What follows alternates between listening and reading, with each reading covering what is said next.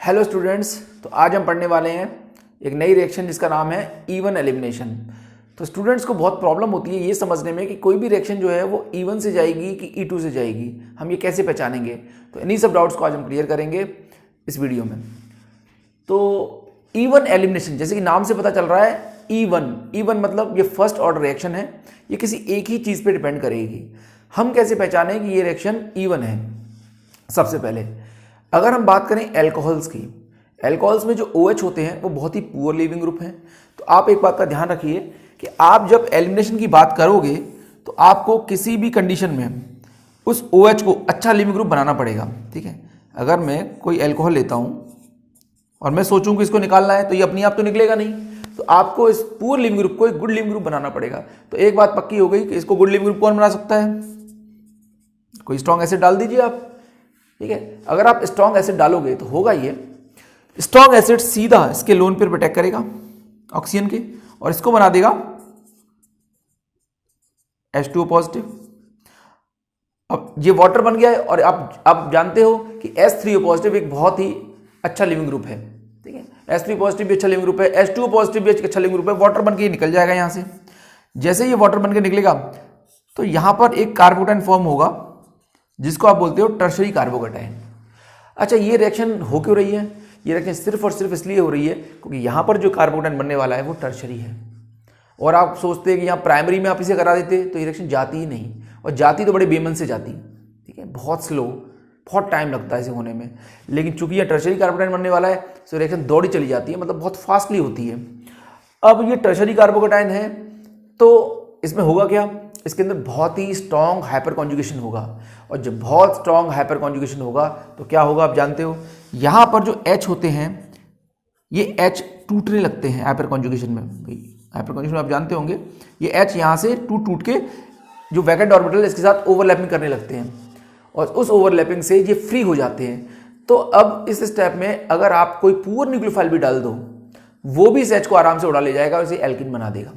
जैसे poor nucleophile मतलब जैसे मैंने H2SO4 डाला तो आपके पास H है और HSO4 नेगेटिव है। HSO4 नेगेटिव बहुत ही गंदा न्यूक्लियोफाइल है।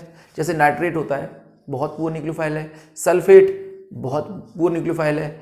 ये सब पुअर न्यूक्लियोफाइल है क्यों? लेकिन फॉस्फेट भी बहुत पुअर न्यूक्लियोफाइल है। क्यों? क्योंकि ये रेजोनेंस स्टेबलाइज है, इन्हें कोई मतलब नहीं है किसी से, इन्हें चाहिए ही नहीं H। तो यहाँ का H इतना आराम से अलग हो रखा है कि इसे कोई भी ले जा सकता है। तो हम स्ट्रॉन्ग बेस क्यों डालें?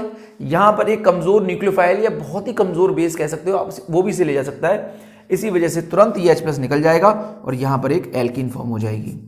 तो आप समझ लीजिए कि अगर हम एल्कोहल की बात कर रहे हैं तो एल्कोहल के अंदर अगर आपको एलिमिनेशन कराना है तो आप इसमें H2SO4 ऐड कर दीजिए, H3PO4 मतलब कोई एसिड ऐड कर दीजिए, चाहे वो H2SO4 हो, चाहे वो H3PO4 हो, चाहे वो कोई ल्यूस एसिड भी हो सकता है, जैसे कि एल्यूमिना हो सकता है Al2O3, थोरियम ऑक्साइड हो सकता है, टंगस्टन ऑक्साइड हो सकता है, पर आपको लेने पड़ेंगे एसिड ही। तो अगर हमें पहचानना होगा कि ये इवन से जाएगी तो आप आराम से कह सकते हो ये रिएक्शन इवन से जाएगी अगर उसमें एसिड पड़ा है। Base should not be there, acid must be present, चाहे वीक एसिड हो पर एसिड जरूर हो। तो जरा देखते हैं पहला स्टेप। इसमें आपने लिया है 3 डिग्री अल्कोहल, आपने फर्स्ट स्टेप में डाला H+ ने OH पे हमला किया, उसको उड़ा ले गया। यहाँ बना टर्शरी कार्बोकेटाइन। जब यहाँ टर्शरी कार्बोकेटाइन बन गया है तो कार्बोकेटाइन कोशिश ये करता है क्या मैं और अच्छा बन सकता हूँ वाया रीअरेंजमेंट। अगर वो 1 डिग्री है तो वो 2 डिग्री बनने की कोशिश करेगा, 2 है तो वो 3 डिग्री बनने की कोशिश करेगा, और ऑलरेडी वो 3 बन चुका है तो फिर वो ठीक है, उसे कोई खास फर्क नहीं पड़ता। कई बार वो रिंग एक्सपेंड भी कर देता है अगर रिंग स्ट्रेन में है तो। ठीक है, तो यहाँ ये ऑलरेडी 3 डिग्री है तो इसमें रीअरेंजमेंट का कोई सीन नहीं है कि ये इससे अच्छा बन जाए, ये इससे बेस्ट है ये। तो अब बस एक ही ऑप्शन बचा कि जो ये HSO4 नेगेटिव है, इसका H ने तो उसके OH को ले गया, पर जो बच कौन गया? HSO4 negative. और HSO4 नेगेटिव बहुत ही खराब न्यूक्लियोफाइल है, उसे कोई फर्क नहीं पड़ता, उसे मिलना ही, उसे किसी को लेके जाना ही नहीं था। लेकिन चूंकि ये H बिल्कुल ही अलग हो चुके हैं, क्यों? ड्यू टू हाइपर कॉन्जुगेशन, तो उस H को ये भी ले जा सकता है। तो हम स्ट्रॉन्ग बेस डालेंगे क्यों? तो ये HSO4 इस H को निकाल देगा। अच्छा, इसमें 2 H है, H एक नीचे वाला भी जा सकता है, एक ऊपर वाला भी जा सकता है। तो H वो वाला जाना पसंद करेगा जहां से जाने के बाद एल्कीन को ज्यादा रेजोनेंस मिले। अब यहाँ रेजोनेंस का कोई सीन तो है नहीं, यहाँ हाइपर कॉन्जुगेशन का सीन है। तो यहां पर आप ध्यान रखिए, मतलब उसको कुल मिला के मोर सब्सटीट्यूट एल्कीन चाहिए। अब मोर कॉन्जुगेटेड है तो बहुत ही अच्छा है अगर कॉन्जुगेशन आ रहा हो तो, लेकिन अगर कॉन्जुगेशन नहीं आ रहा है तो कम से कम हाइपर कॉन्जुगेशन ही मिल जाए, कुछ तो अच्छा मिले। तो यहां पर वो इस H को निकालना पसंद करेगा, थोड़ा बहुत उसको भी बनाएगा। तो आप अगर ध्यान से देखें तो ये वाली एल्कीन मेजर होगी, जिसे आप कहते हो सैडजेफ कंट्रोल्ड प्रोडक्ट। सैडजेफ किसे बोलते हैं? सैडजेफ कंट्रोल्ड प्रोडक्ट उसको कहते हैं जहां पर एल्कीन जो है वो ज्यादा हाइपर कॉन्जुगेशन दिखाती है, ठीक है, और जहां कम हाइपर कॉन्जुगेशन वाला मेजर प्रोडक्ट बनता है उसको आप हॉफमैन कंट्रोल्ड कहते हो, ठीक है। तो ये रिएक्शन सैडजेफ कंट्रोल्ड है क्योंकि इसमें यहां से जब H निकलता है तो यहां ज्यादा हाइपर कॉन्जुगेशन मिलते हैं, 3 यहां, 2 यहां और 2 यहां, ठीक है, 7 हाइपर कॉन्जुगेशन है। जबकि अगर आप यहां से निकालोगे कम वाले H को तो यहां सिर्फ 4 ही हाइपर कॉन्जुगेशन है। तो इसके अंदर 2 प्रोडक्ट बने, एक मेजर एक माइनर। अगर आप ध्यान से देखो तो यहां जो H निकले हैं वो डिफरेंट रीजन से निकले हैं, इसी वजह से जो बने इनको एक नाम और दिया जाता है, इसे कहते हैं रीजियो आइसोमर्स, ठीक है। तो ये रिएक्शन रीजियो सिलेक्टिव रिएक्शन है, पहली बात। इसके अंदर सैडजेफ कंट्रोल्ड प्रोडक्ट बनेगा, इसके अंदर एसिड्स चाहिए होंगे। दूसरा स्टेप जिसमें HSO4 ने H को निकाला है बड़ा फास्ट है, रेट सिर्फ किस पे डिपेंड कर रहा है? ओनली फर्स्ट स्टेप में जिसमें HOH को लेके गया है, वही स्लो स्टेप है और वही रेट डिटरमिनिंग स्टेप है। इसलिए आप कह सकते हो rate is directly proportional to substrate, ठीक है। एग्जाम में पूछ सकता है रिएक्शन कैसी है, तो आप ध्यान रखिएगा ये रिएक्शन रीजियो सिलेक्टिव है क्योंकि इसके अंदर रीजियो आइसोमर्स बन रहे हैं। रीजियो आइसोमर बार फिर दोबारा बताता हूं क्यों, क्योंकि ये डबल बॉन्ड अलग अलग जगह पे आ रहा है, अलग अलग रीजन में आ रहा है, या फिर आप कहो कि जो H निकले हैं वो अलग अलग रीजन से निकले हैं, ठीक है। कौन से मॉलिक्यूल्स हैं जो SN E1 देंगे ही नहीं? तो आप ध्यान रखिए ब्रिज हेड पे कभी भी एलिमिनेशन नहीं हो सकता, क्यों? क्योंकि यहां पॉजिटिव चार्ज आ ही नहीं सकता। तो ब्रिज हेड कंपाउंड कभी भी एलिमिनेशन रिएक्शन, वो चाहे E1 हो, E2 हो, E1 CB हो, कोई भी हो, कोई भी नहीं दिखाएंगे। पर अभी हम पढ़ रहे हैं E1, तो मैं बात कर रहा हूं ये ब्रिज हेड पर एलिमिनेशन नहीं हो सकता, मतलब ये कंपाउंड E1 एलिमिनेशन नहीं दिखाएगा। तो E1 के अंदर पहली बात आपका एसिड होना चाहिए। उसके अलावा एसिड्स कौन कौन से हो सकते हैं? ये सब हो सकते हैं, मैंने लिखे हुए हैं, alumina, thorium oxide, tungsten oxide, H2SO4 या H3SO4। सैडजेफ कंट्रोल प्रोडक्ट बनेगा, ये ठीक है, ये बात बता दी मैंने। रीअरेंजमेंट, अच्छा प्रोटिक एसिड है तभी आपको रीअरेंजमेंट करना है। आप सोचो एल्यूमिना में कर देंगे, नहीं करोगे आप थोरियम ऑक्साइड में भी नहीं करोगे, आप और कहीं रीअरेंजमेंट नहीं करोगे। सिर्फ प्रोटिक एसिड्स के केस में ही रीअरेंजमेंट पॉसिबल है और आप किसी जगह पे रीअरेंजमेंट नहीं करोगे, ठीक है। तो अगर प्रोटिक एसिड्स हैं, मतलब जैसे Sp4, PO4 और H2SO4, तो वहां रीअरेंजमेंट पॉसिबल है। मतलब रीअरेंजमेंट मतलब 1 डिग्री 2 डिग्री बन सकता है, 2 डिग्री 3 डिग्री बन सकता है, रिंग एक्सपैंड हो सकती है, नॉन कॉन्जुगेटेड कॉन्जुगेटेड बन सकता है, नॉन रेजोनेंस वाला रेजोनेंस वाला आ सकता है, ठीक है। इस तरह का स्टेबिलिटी मिल सकती है। अब इसके अंदर अगर एल्कीन बन रही होगी तो एल्कीन अगर 2 टाइप की है भाई, 2 टाइप की एल्कीन बन सकती है, एक E और एक Z, तो प्रोडक्ट हमेशा E एल्कीन पसंद करेगा, क्यों? क्योंकि वो ज्यादा स्टेबल होगी। आप उसके अंदर Z एल्कीन नहीं बनाओगे। E एल्कीन पसंद क्यों होगी? क्योंकि E एल्कीन में ज्यादा अच्छा रेजोनेंस होता है, ज्यादा अच्छा हाइपर कॉन्जुगेशन होता है, ठीक है, क्योंकि स्टेरिक हिंड्रेंस होती नहीं है। तो इसके अंदर हमेशा अगर E और Z, जैसे ये क्वेश्चन है ये वाला, इसमें जब H और OH निकलेंगे, मैं पूरा मैकेनिज्म अब नहीं कर रहा हूं, एक बार बता दिया है। इसी तरह से यहाँ डिहाइड्रेशन होगा तो यहां से H और OH निकलेंगे तो एल्कीन बनेगी, तो यहाँ E भी बन सकती है और Z भी।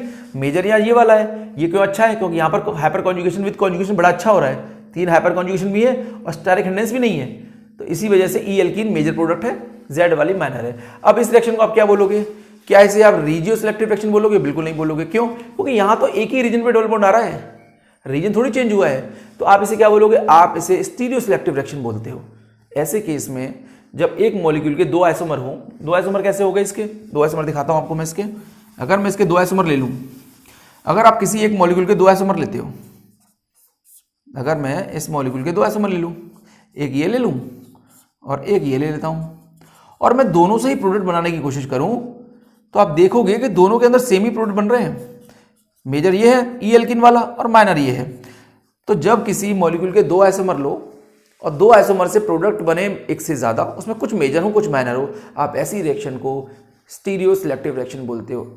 और एक चीज और बता देता हूं, हालांकि वो इस टॉपिक से भी रिलेटेड नहीं है, यहाँ एग्जांपल नहीं है उसका हमारे पास। अगर एक ही मॉलिक्यूल के 2 आइसोमर हो और उन 2 आइसोमर से 2 प्रोडक्ट बने और वो एक्सक्लूसिव हो, उसमें मिक्सचर न मिले, 100% बने दोनों, मतलब इसका 100% अपना कोई अलग, इसका 100% कोई अलग, आप ऐसी रिएक्शन को स्टीरियो स्पेसिफिक बोलोगे। पर यहाँ क्या हो रहा है? या दोनों से ही दोनों बन रहे हैं और कुछ ज्यादा है कुछ कम है, मतलब ये मेजर है ये माइनर है, तो ऐसी रिएक्शन स्टीरियो सिलेक्टिव रिएक्शन होती है, न कि स्टीरियो स्पेसिफिक, ठीक है। तो ये रिएक्शन स्टीरियो सिलेक्टिव भी हो सकती है, ये रिएक्शन रीजियो सिलेक्टिव भी हो सकती है, ठीक है। इसके अंदर हमेशा सैडजेफ कंट्रोल्ड प्रोडक्ट बनेगा, इसके अंदर हमेशा E एल्कीन पसंद की जाएगी, इसके अंदर आप कार्बोकेटाइन की स्टेबिलिटी चेक करते हो, इसके अंदर रीअरेंजमेंट भी पॉसिबल है अगर उसको मौका मिले तो। स्टीरियोकेमिस्ट्री का यहाँ कोई रोल बनता नहीं है, क्यों? क्योंकि पहले स्टेप में कार्बोकेटाइन बन गया तो क्या स्टीरियो, अब चाहे ई लो चाहे जेड लो, बनना तो कार्बोटाइन ही है ना, तो वो तो दोनों से कॉमन कार्बोटाइन ही बनेगा, उसी से रिएक्शन जाएगी। तो इसमें स्टीरियोइसोमर्स का कोई खास मतलब है नहीं, स्टीरियोकेमिस्ट्री का कोई खास मतलब बनता नहीं है। अगर आपको डीहाइड्रोहेलोजेनेशन करना है वाया E1 तो आप कैसे करोगे? डीहाइड्रोहेलोजेनेशन का मतलब होता है H और Cl को निकालना। अब H और Cl को अगर निकालना है तो आपको हल्की सी हीट करनी पड़ेगी। अगर आप हीट कर दो ना किसी रिएक्शन को तो तेजी से जाती है। अच्छा, ऐसा क्यों होता होगा? मान लो ये मेरे पास Cl है और मुझे इसको निकालना है, मैं लेता हूं ROH और थोड़ा हीट कर दें तो होगा ये Cl। हीट करने पे Cl गर्म कर दिया आपने तो Cl चला जाएगा। जब Cl चला जाएगा तो यहां क्या बनेगा? यहां पर बनेगा कार्बोकेटाइन। यही आपका स्लो है, यही आपका RDS है। अगले स्टेप में जो ROH है, ये ROH मोर सब्स्टिट्यूट वाले H को निकाल देगा और यहां आपकी एल्कीन बनेगी जो कि मेजर होगी। और थोड़ी बहुत आपकी ये भी हो सकता है कि यहां के H को निकाल दे, इधर वाले को, थोड़ा बहुत ये भी बन जाए माइनर। तो अब इससे क्या बोलोगे आप इसे क्या बोलोगे? ऐसी रिएक्शन को आप बोलोगे रिजियो सिलेक्टिव रिएक्शन। क्यों? क्योंकि यहां पर दो अलग अलग रीजन्स पे डबल बॉन्ड आया है। ठीक है, तो टेम्परेचर अगर आपको डीहाइड्रोहेलोजेनेशन मतलब HX को निकालना है, HCl HBr HI, तो आपको अल्कोहल और हीट करना जरूरी है। अगर आप सोचते हो खाली अल्कोहल डाल दें तो हो जाएगी, बिल्कुल भी नहीं होगी। खाली अल्कोहल से यहाँ SN2 हो जाएगी, सॉरी SN1 हो जाएगी, क्योंकि ये टर्शरी है ना। अगर प्राइमरी होता तो SN1 हो जाती। तो हीट करोगे तो एलिमिनेशन। अच्छा, हीट से एलिमिनेशन हो क्यों रहा है?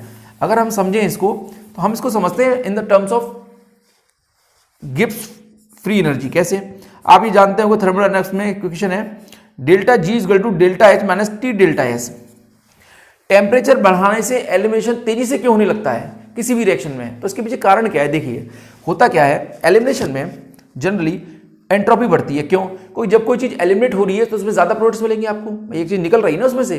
तो एंट्रोपी अगर बढ़ती है, तो अगर एंट्रोपी बढ़ी तो आप ध्यान से देखिए ये नेगेटिव वाला टर्म बढ़ रहा है।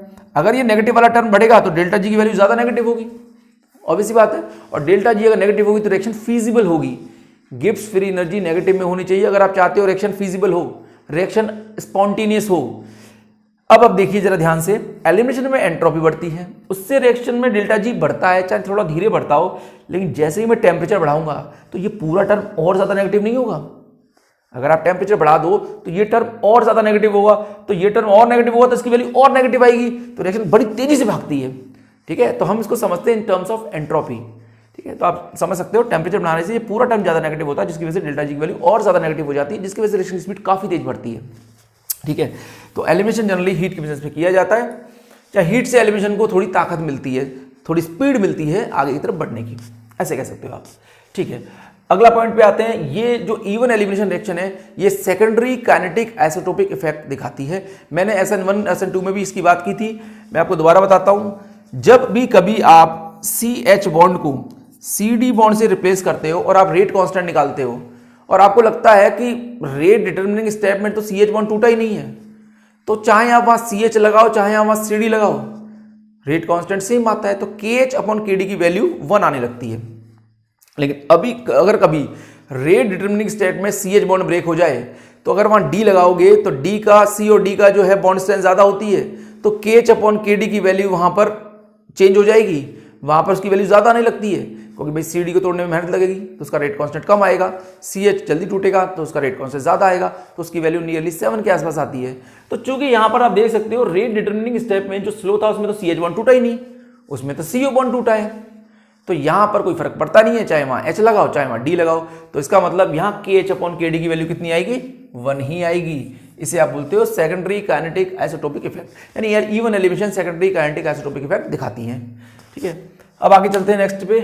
अगर कोई पूछे कि भैया रेट निकालिए, आपको 3 तरह के अल्कोहल दिए गए, बताइए फास्टेस्ट एलिमिनेशन किस में होगा, तो आप आराम से दे सकते हो।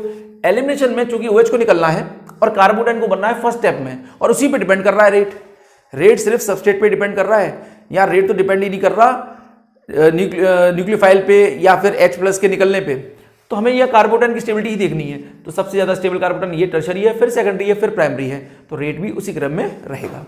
यहाँ पर भी अगर अब यहाँ पर सारे टर्शरी हैं, पर अब क्या देखोगे आप? अब लीविंग ग्रुप देखोगे।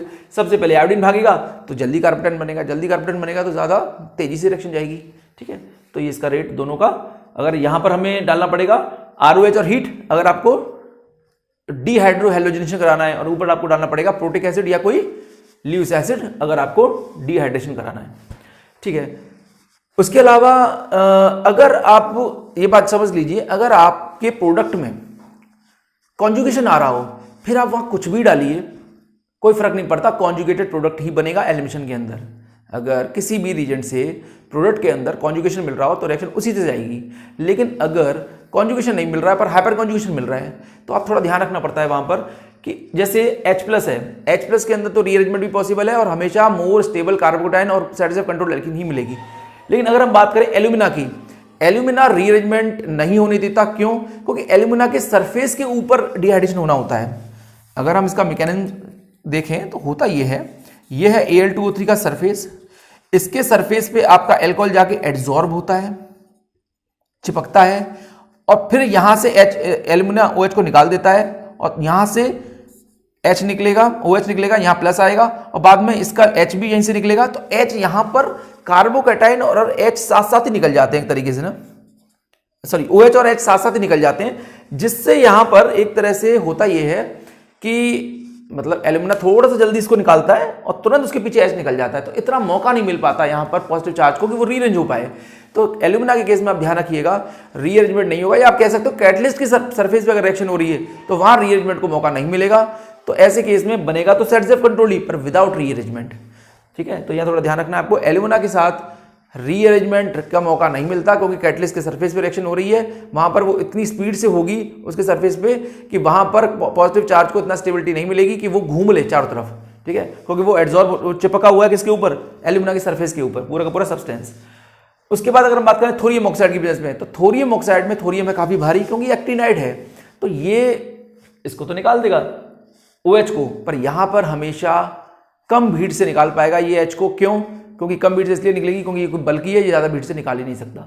तो थोड़े से इनका ध्यान रखने वाली चीजें, H+ के केस में डिहाइड्रेशन होगा तो वहां से होगा जहां पर कार्बोटाइन ज्यादा स्टेबल होगा, वो रीअरेंज भी होगा और उसके बाद एल्कीन बनेगी। जबकि एल्यूमिना के अंदर सेट कंट्रोल बनेगा पर विदाउट रीअरेंजमेंट बनेगा, और थोरियम के अंदर भी रीअरेंजमेंट नहीं होगा, पर इसमें जो एल्कीन बनेगी वो कम भीड़ की तरफ बनेगी।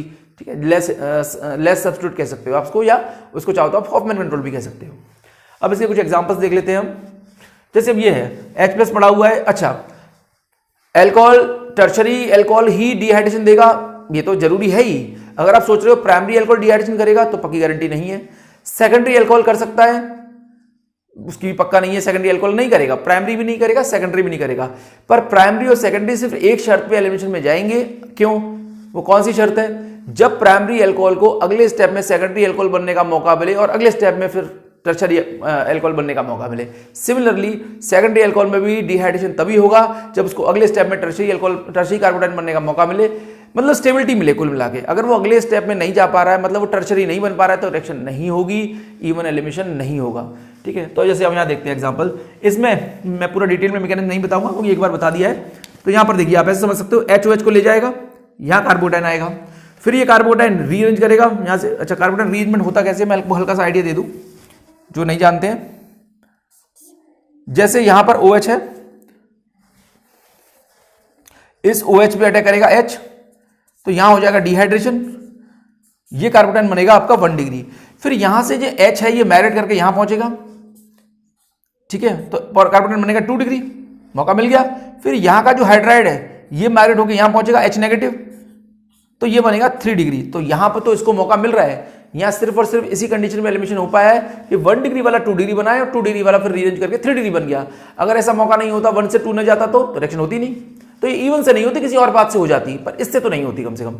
ठीक है, तो यहां पर ये 3 डिग्री बनाए, अब H निकलेगा तो H यहीं वाला निकलेगा ताकि सेट कंट्रोल प्रोडक्ट बने, ज्यादा हाइपर कॉन्जुगेशन वाला प्रोडक्ट बने। आप देख सकते हो वही बनाए। इसके अंदर तो ज्यादा कोई चक्कर है नहीं, HOH को ले जाएगा, यहीं का H निकलेगा। क्यों? क्योंकि प्रोडक्ट के अंदर कॉन्जुगेशन आ रहा है। मैंने आपको बता दिया है, अगर प्रोडक्ट के अंदर कॉन्जुगेशन आ रहा हो, फिर चाहे थोरियम डालो, एल्यूमिना डालो, टंगस्टन डालो, H+ डालो, कुछ भी डालो, वही प्रोडक्ट बनेगा।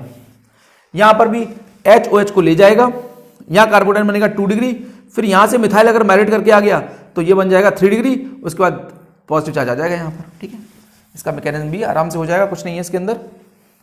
ये हुआ होगा, यहां प्लस आया, यहां का मिथाइल यहां आया, अब प्लस पीछे पहुंच गया, बाद में आप यहां से H निकाल देना। क्यों यहीं से क्यों निकाला? क्योंकि ज्यादा हाइपर कॉन्जुगेशन मिलेंगे, सेट कंट्रोल प्रोडक्ट। ठीक है, मैं मेजर बनाया, मैंने माइनर नहीं बनाया यहाँ पर। ठीक है, हमें मेजर से ही मतलब भी है, तो ये बन गया। इसके बाद यहां देखें तो यहां पर भी HOH को ले जाएगा, लेकिन यहां कोई फायदा नहीं हुआ खास। क्यों? क्योंकि अगला स्टेप में फिर 2 डिग्री बन रहा है। अगर यहाँ H हमला करे, उसको ले जाए, तो ये कार्बोटाइन 2 डिग्री है। अगर अगले स्टेप में इसको फायदा नहीं हो रहा है तो यहीं पर H निकल जाएगा, डबल बॉन्ड आ सकता है। ठीक है, तो और कोई ऑप्शन है नहीं, तो इसी से जाएगी रिएक्शन। हालांकि स्लो जाएगी, क्यों? क्योंकि इसमें एल्कीन अच्छी नहीं है। ठीक है, इसलिए यहां पर देखें तो इसके अंदर भी आप देख सकते हो, ऊपर वाले में क्या हुआ है, पहले OH चला गया, यहां से OH पे हमला हुआ होगा, H प्लस का पानी बनकर निकल गया होगा, तो यहां क्या बन गया? कार्बोटाइन। अब ये कोशिश करेगा कि क्या मैं 3 डिग्री बन सकता, 2 डिग्री बन सकता हूं क्या, 3 डिग्री बन सकता हूं? तो आप ध्यान से देखिए, अगर यहाँ का हाइड्राइड सीधा माइग्रेट करके यहाँ पहुंच जाए, ये तो सीधा 3 डिग्री बन गया। अब 1 से कोई 3 बन जाए, इससे अच्छा क्या हो सकता है? ठीक है, अब इसके बाद आप H निकाल दो, यहीं का H निकालना। क्यों? क्योंकि अगर आपने यहाँ का H निकाला तो अच्छी एल्कीन नहीं बनेगी, मेजर एल्कीन ये बनेगी सेट कंट्रोल। ठीक है, तो ये दिख गया होगा आपको। नीचे वाले पे आए, नीचे वाले में भी सेम, आप OH को निकाल दो, OH निकलते यहाँ प्लस आ जाएगा। अब इसमें तो ये 2 डिग्री है, अगर ये H उड़ के यहाँ पहुंचे तो 2 डिग्री क्या बन सकता है? 3 डिग्री बन सकता है। बाद में आप इस H को निकाल देना, फिर से एल्कीन अच्छी बनेगी, सेट कंट्रोल। इसमें भी सेम वही, यहीं का H निकलेगा। क्यों? क्योंकि यहाँ पर स्टेबिलिटी नहीं मिल रही है। दोनों क्वेश्चन सेम हो गए, नहीं सेम नहीं है, डिफरेंट है। यहाँ का OH यहीं से निकलेगा। क्यों? और उसको कुछ नहीं होगा, आगे फायदा नहीं होगा, ये है जैसे। अब यहाँ ये 2 डिग्री है, ये चाहता है कि मैं कुछ फायदा हो जाए, पर अगले स्टेप में फिर 2 डिग्री बनेगा, तो ये रीअरेंज नहीं करेगा। आप कहीं से भी निकाल लो, लेफ्ट से राइट से, दोनों सेम है। यहां से H निकल जाएगा, डबल बॉन्ड वापस आ जाएगा। ठीक, तो यहां पर भी इवन हो गई है। अब डिहाइड्रो हेलोजिनेशन करना है आपको, मतलब HCl को निकालना है। तो आपको Cl इतना अच्छा लिविंग ग्रुप नहीं है, Cl को तो बेस ही निकाल सकता है, पर Cl तभी निकल सकता है, थोड़ा गर्म कर दो आप। जैसे आप गर्म करोगे तो Cl यहां से चला जाएगा, ये बॉन्ड वाइब्रेट होने लगेगा और ये निकल जाएगा। जब ये निकल जाएगा तो यहां बनेगा कार्बोटाइन। अब ये रिंग देखो, रिंग 5 छोड़ के पॉजिटिव है ना, तो यहां पर ये 3 डिग्री भी बन सकता है। एक रास्ता तो ये है कि यहां ये सीधा 3 डिग्री बन जाए, और एक रास्ता ये है कि रिंग एक्सपेंड कर जाए। रिंग दबाव में होती है, तो 3 मेंबर रिंग, जब भी कभी 3 छोड़कर पॉजिटिव होगा तो 3 वाली रिंग 4 बनेगी, 4 छोड़ के पॉजिटिव होगा तो 4 वाली 5 बनेगी, और 5 छोड़ के पॉजिटिव होगा तो 5 वाली 6 बनेगी। ठीक है, तो आप ये 3 कंडीशन याद रखोगे। अगर 3 मेंबर रिंग है और अगले कार्बन पे पॉजिटिव है तो रिंग एक्सपेंड करेगी, क्योंकि स्ट्रेन कम होगा। 4 मेंबर रिंग है और अगले वाले बॉन्ड पे CH2 पे पॉजिटिव है, तो रिंग 4 से 5 बन सकती है, और ये 5 वाली 4 से 6 बन सकती है। और कंडीशन में आप 6 से 7 मत बना देना उसे। ठीक है, वो 6 वाली रिंग ऑलरेडी अच्छी है, वो खराब हो जाएगी 7 बन के। तो यहां पर क्या हो रहा है, यहां पर एक तो चक्कर ये है कि आप रिंग को न खोलो और सीधा 3 डिग्री बना दो, तो ये अच्छा है या रिंग को एक्सपेंड करना अच्छा है? यहाँ सवाल ये पैदा होता है। तो रिंग का एक्सपेंशन ज़्यादा तेज होता है, क्योंकि रिंग ज़्यादा टेंशन में है। ठीक है, 3 डिग्री तो बाद में ही बन जाएगा। तो देखो यहाँ से इस बॉन्ड को मैं मैग्नेट कर रहा हूँ, तो जब मैं इसको मैग्नेट करूँगा तो रिंग आपकी हो जाएगी 5 से 6। कैसे होगी? देखिए, ये वाला बॉन्ड यहाँ आया, पॉजिटिव चार्ज कहाँ पहुँच गया? पीछे की तरफ। अब तो ये इसको मैं अगर ढंग से बनाऊँ तो ये आपको दिखाई देगा, लगभग 6 मेंबर रिंग बन गई है। यह मिथाइल है, पीछे प्लस है। अब ये फिर से H उड़ के मैग्नेट करके यहाँ इसको 3 डिग्री बना देगा ना।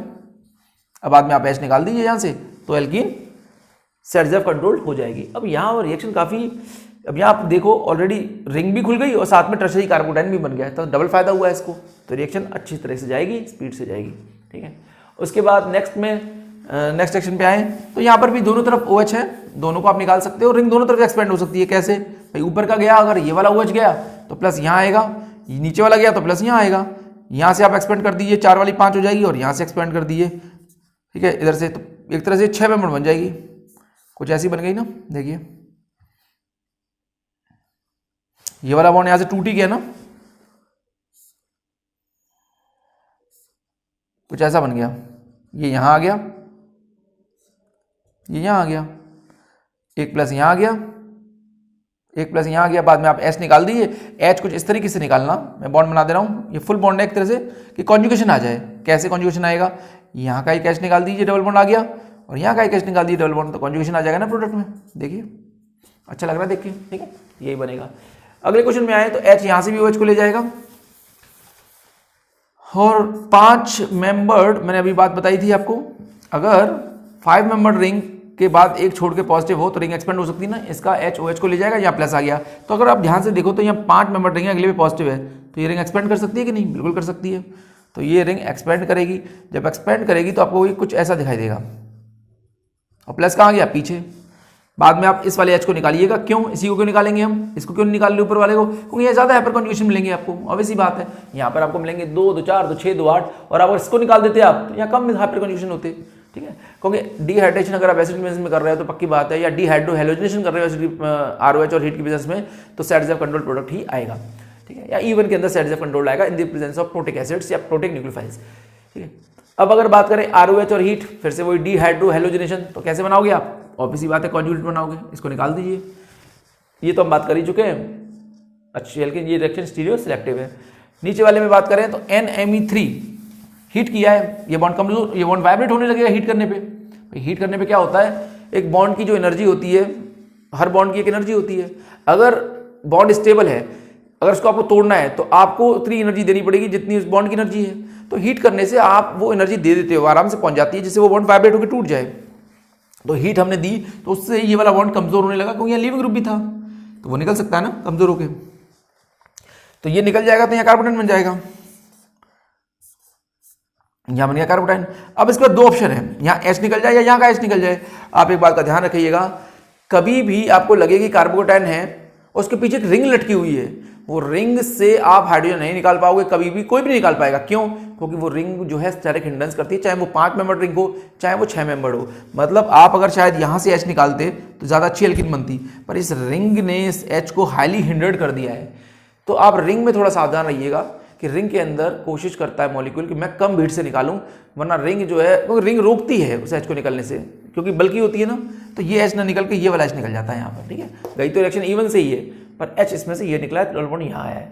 नीचे वाले में बात करें, यहाँ तो सिंपल है भाई, देखिए इसके अंदर HOH को ले जाएगा, यहाँ प्लस आ जाएगा, फिर यहाँ से ये मिथाइल मैरिनेट करके यहाँ पहुँचेगा, तो सीधा ये प्राइमरी से कैसा बन गया, टर्शरी।